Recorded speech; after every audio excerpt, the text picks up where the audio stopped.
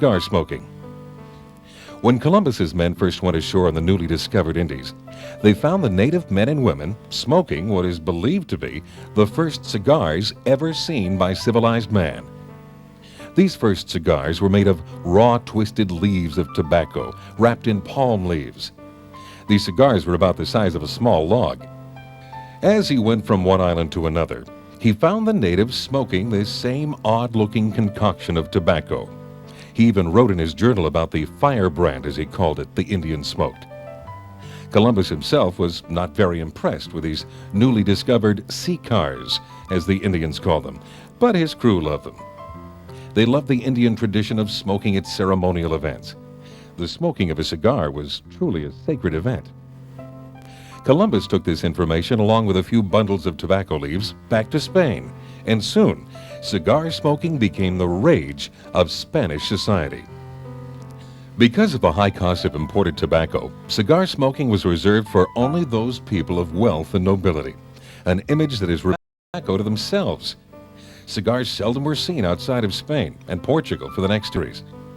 By the 18th century, cigar making was big business in Spain. Tobacco was brought to Spain from the Indies, and cigars were manufactured across Europe, all the way to Russia. Empress Catherine II of Russia was reported to be quite a cigar smoker. She had her cigars decorated with delicate silk bands to keep her fingers from being stained while smoking.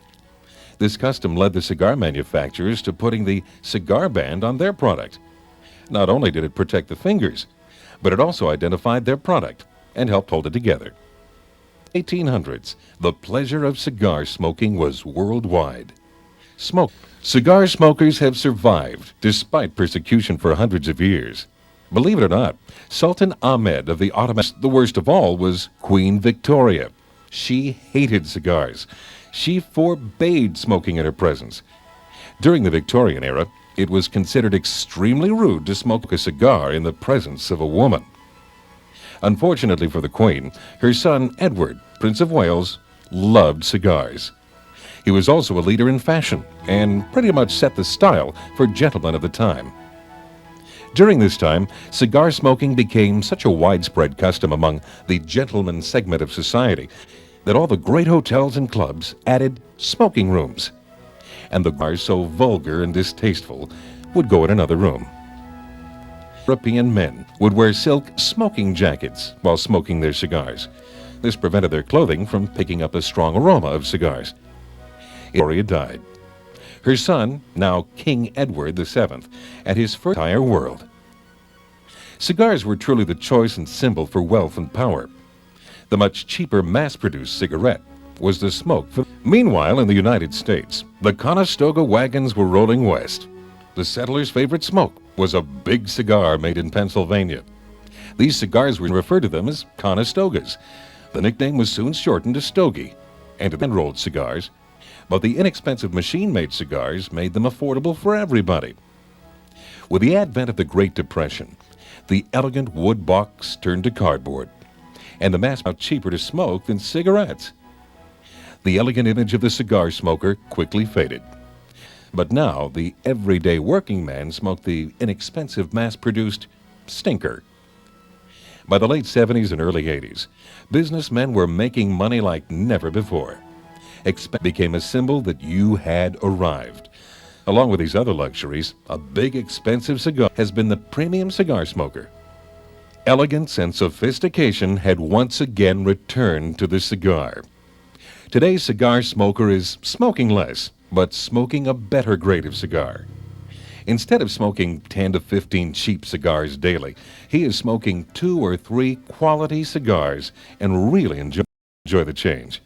There's no comparison in the aroma of a really good cigar and the old stinkers.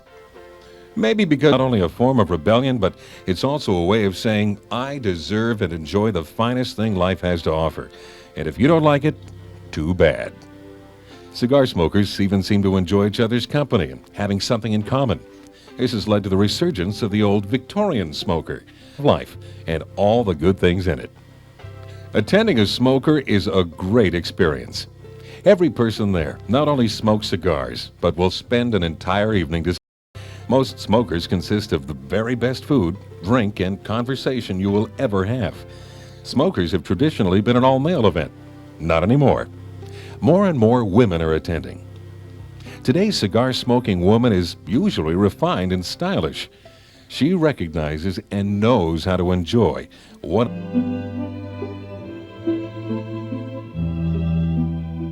Trying to remember what brand is what can be very confusing, because when Castro nationalized the Cuban tobacco industries, most of the original cigar makers moved to other Caribbean locations and began manufacturing operations there. They kept the same name they were using in Cuba. At the same time, Cuba continued to manufacture and sell a Cuban product with the same name. Now, on many, they are made by two completely different companies, but both are H. Upmann. However, on the Cuban product, the word Havana will always be on the box, and it is just as bad. Take, for instance, the Royal Jamaica cigars. They aren't made in Jamaica. They used to be, until a hurricane destroyed the crops and factory. Now the Royal Jamaica is made in the Dominican Republic. Regardless of where it is, the most flavorful cigars you will ever smoke. The flavor and moderate price has made the Royal Jamaica one of the most popular cigars in the world. Shapes and sizes of cigars have also gotten out of hand. There are literally thousands of shapes, sizes, and different names for cigars. Let's look at a few of the most universally recognized cigars. The demi-tasse is a small cigar, originally designed for the delicate fingers of a woman and was referred to as a lady finger. It's a great cigar to smoke early in the day or when you don't have time for a major smoke.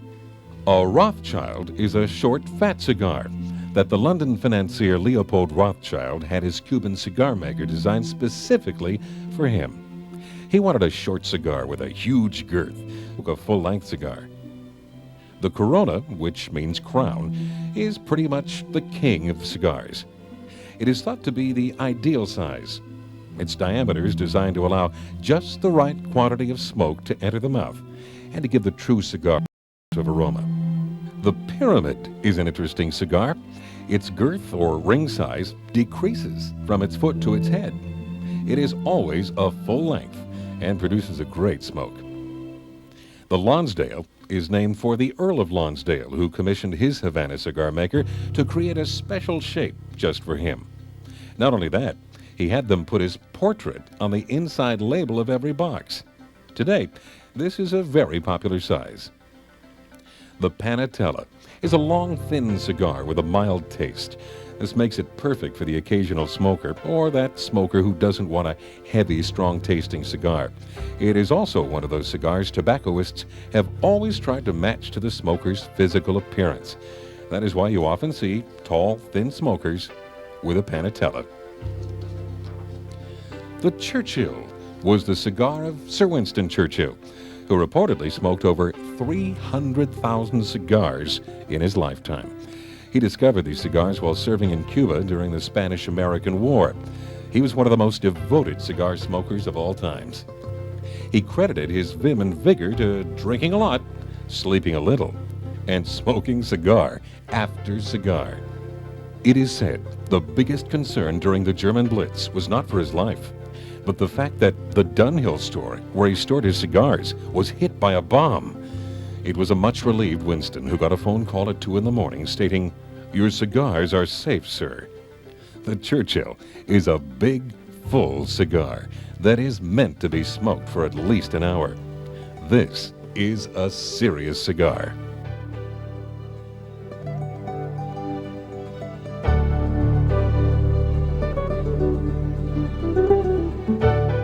They say good things don't last forever, and this is certainly true for cigars if they aren't stored properly. On the other hand, if properly stored, a cigar will last for years. The best way to store cigars is in a humidor. The purpose of the humidor is to recreate the mild, humid climate of the Caribbean where the cigars were made. The ideal temperature is around 70 degrees. The ideal humidity is around 70%.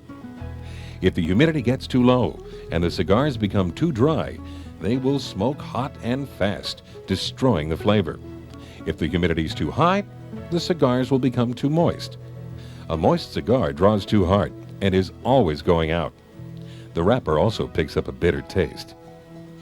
High humidity and heat also allow the tobacco beetle larva, which has been lying dormant in the leaf, to appear. This guy will ruin every cigar in the house if left alone. If you aren't a big smoker and you don't want to spend money on a humidor, just use an old cedar cigar box. Buy a humidifier from your tobacconist. Put it in the cigar box. Remember to keep the humidifier moist and keep the box closed.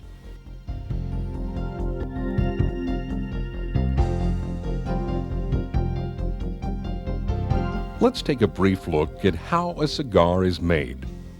A cigar consists of three parts: the filler, the binder, and the wrapper.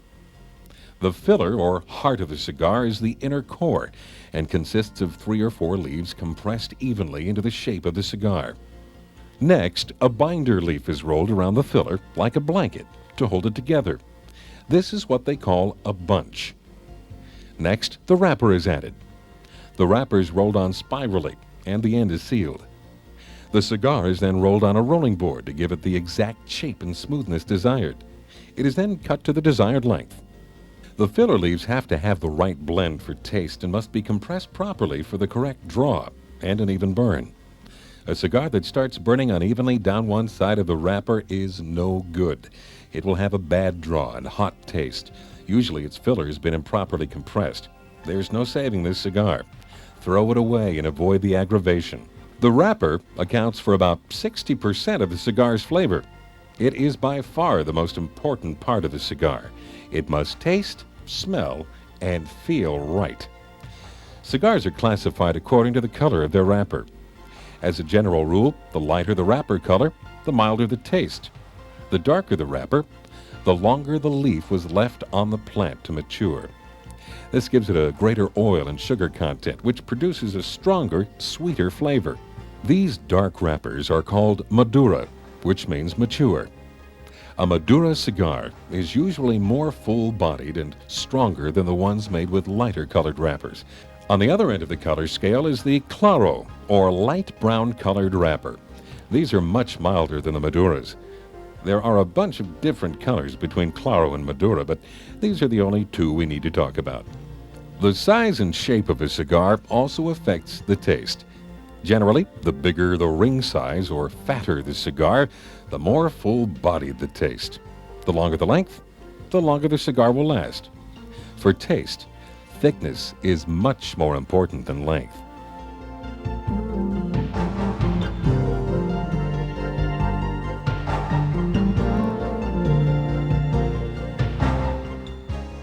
Let's take a look at the difference between a quality hand-rolled cigar and the inexpensive machine product.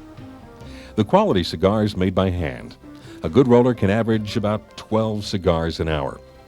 The wrapper has been carefully selected and is always a full leaf without veins or blemishes. Carefully selected to hold the cigar together.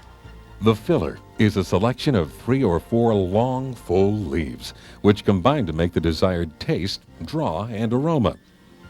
The roller takes great pride in every cigar he produces. This cigar is made of all natural components and will have a firm ash, a good draw, and a fabulous taste and aroma. On the other hand, the mass-produced cigar uses an inexpensive wrapper. The binder is a homogenized product that is more paper than tobacco. This is what gives off that repugnant odor so often associated with cheap cigars. The filler is a combination of ground up and shredded tobacco. You might even find a little surprise from time to time in the filler. These cigars are made at a rate of 300 per minute.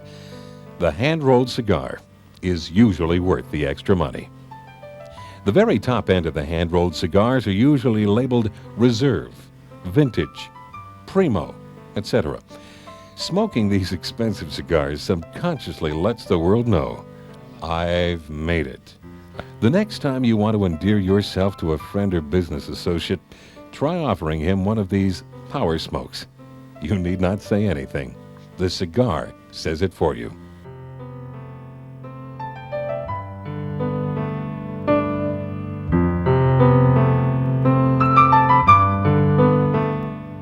One of the true pleasures of any cigar smoker is to go into a really good tobacco shop.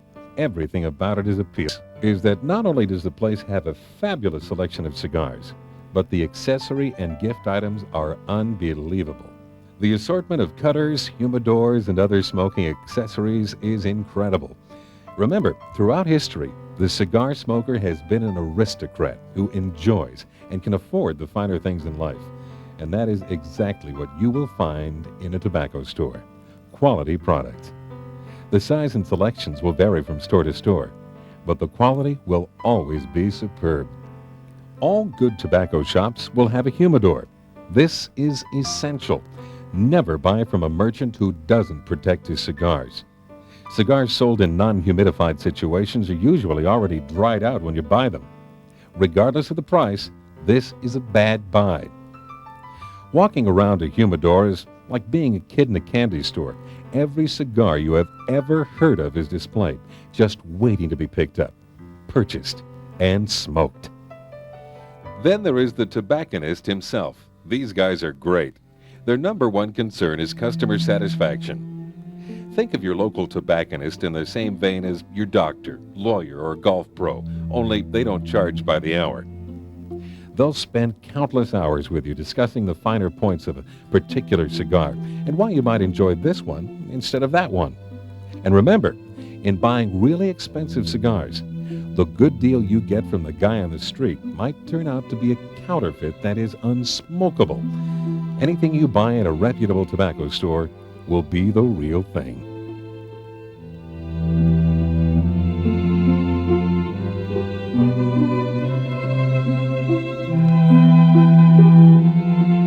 To start with, don't lick the cigar before you light it. This is a waste of time. Unless you could unroll the cigar and lick the filler, it doesn't help. Don't store your cigars in the refrigerator. The modern frost-free refrigerator has a tendency to suck the moisture a few days ago. Could very easily taste like last Wednesday's roast beef when you smoke it. Don't use a fuel lighter to light a cigar. This leaves a residue and affects the taste. Instead, use a butane lighter or wooden matches. The extra long cigar matches are great. They burn long enough to give a good light, plus they look very elegant and add to the smoking enjoyment. When you are finished with your cigar and ready to put it out, don't smash it in an ashtray like a cigarette. This causes an excess of foul-smelling smoke and leaves a very unsightly stub. Instead, just leave it in the ashtray, and it'll go out all by itself soon enough. The stub should be removed as soon as possible, as the room will acquire the lingering smell of stale smoke. If your cigar goes out before you have smoked at least half of it, don't throw it away. The proper way to relight it is to toast the end, then put it in your mouth and relight as usual. This toasting releases the carbon monoxide and ammonia that has been trapped inside the cigar and lets you enjoy the rest of the cigar without that bitter relit taste. This is also helpful if you've just lit a good cigar and for some reason you need to be smokeless for a while. Say you've just lit up and you're called to the dinner table. Just leave your cigar in the ashtray. It will extinguish itself. After dinner, relight and enjoy the rest of your cigar. Don't hand somebody a cigar. If a cigar is offered to a friend, it should be offered from its box, humidor, or holder. Don't tear off the cigar band before smoking. This might tear a hole in the wrapper and ruin the cigar's draw. If you want to remove the band, wait until the cigar has been lit a few minutes, and then remove it. It should come off easy. If you don't have a good humidor, or if yours is broken and your cigars dry out, don't throw them away. There's a chance you can save them. Take the cigars out of their wrappers and place them on one side of a Tupperware box. On the other side, place a sponge dampened with distilled water. In a few days, they should have regained their moisture, but be sure to check them daily or they'll become too moist. This method doesn't always work, but most of the time it does. Don't let the stale smell of cigar smoke take over your house, car, or clothing. There are great ways to get rid of stale smoke smells. In your car, pour a little baking soda in your ashtray. This will absorb the odor. It also helps to put a freezer pack of baking soda under the seat. You must dispose of the baking soda periodically because it will have absorbed the smoke odor. Be sure to roll the windows down for a few blocks before you park the car, and if possible, crack the windows when the car is finally parked. A more modern method for smoky cars is a product called BioZap. Lightly mist the headliner and carpet, spray a little in the intake of the air unit, and this product will simply amaze you. It neutralizes the odor in no time. Use BioZap on smelly clothing also. Just lightly mist, and that pungent, smoky smell will vanish. If you want to get rid of the cigar smell in your home or office, the two products we recommend are BioZap and Odors Away. BioZap is sprayed around the room and in the intake duct for the air conditioner. To use Odors Away, simply put a few drops on 2 or 3 plates and put them around the room. Of course, an open door or window helps a lot. The ritual and enjoyment of cigar smoking. Getting the cigar ready to smoke has become almost a ritualistic process. To start with, the smoker never grabs the cigar, lights it, and just smokes it. This is the way you smoke a cigarette. A cigar is picked up and rolled between the fingers a few times to get the feel. A lot of smokers roll the cigar next to their ears and listen for a cracking sound, indicating a dry cigar. This age-old tradition has come to be known as listening to the band. Next, the cigar has to be clipped.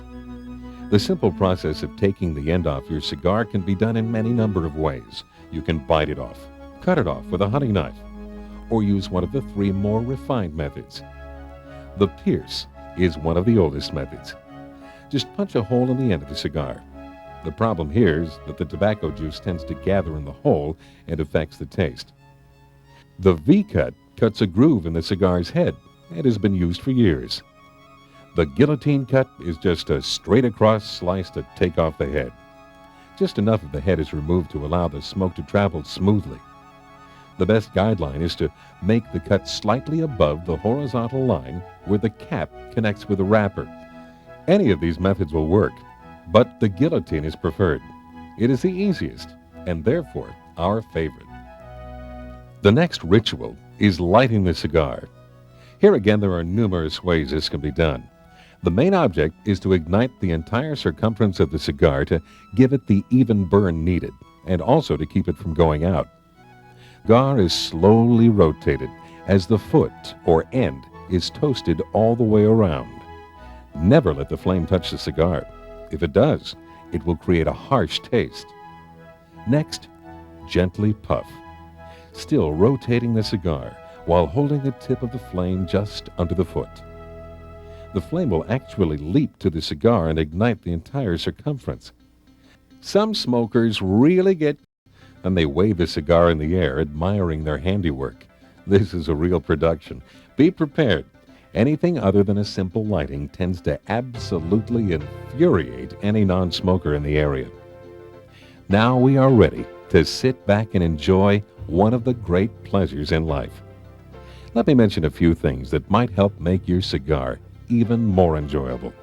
First of all, a cigar should never be rushed. Plan on taking your time. A Churchill-sized cigar takes about an hour to smoke.